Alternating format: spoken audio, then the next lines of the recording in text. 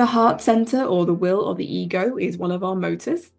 The heart center is also very rare. Only 30% of people have this within society. With this center defined, there is willpower available to commit to things. And when you commit to things, you will see it through if you went through your authority. So if you have this in your chart, when you commit, you're in it. If someone else has this, they commit and they're in it.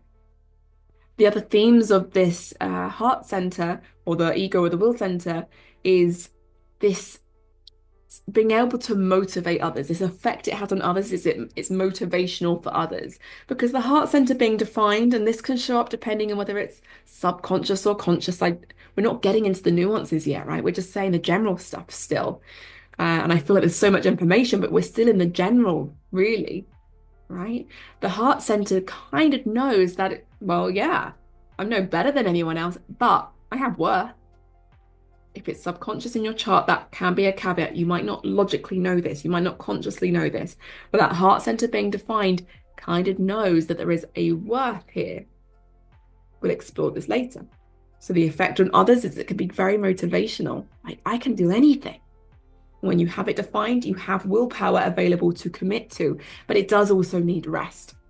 That heart center, especially if it's your only motor defined, which is possible, if it's your only motor defined, you really need to rest that heart because it's not going to be consistently generating energy. It doesn't do that.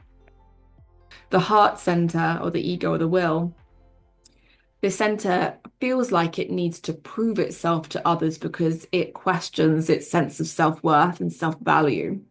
So will endlessly try to prove itself to people because there are all these conditions in its own mind saying, I'm not worthy until. So your friends and family around you might have narratives of, I've got to prove myself to you because of whatever, right? So they continually try to prove themselves. Or you might find that you've been proving yourself to others.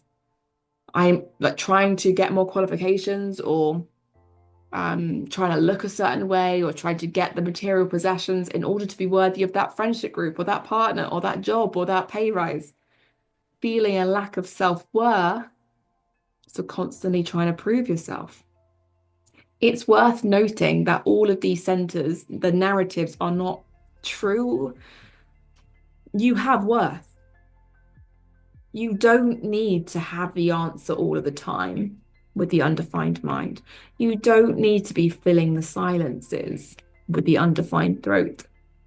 But the mind convinces you that that's what you need to be doing.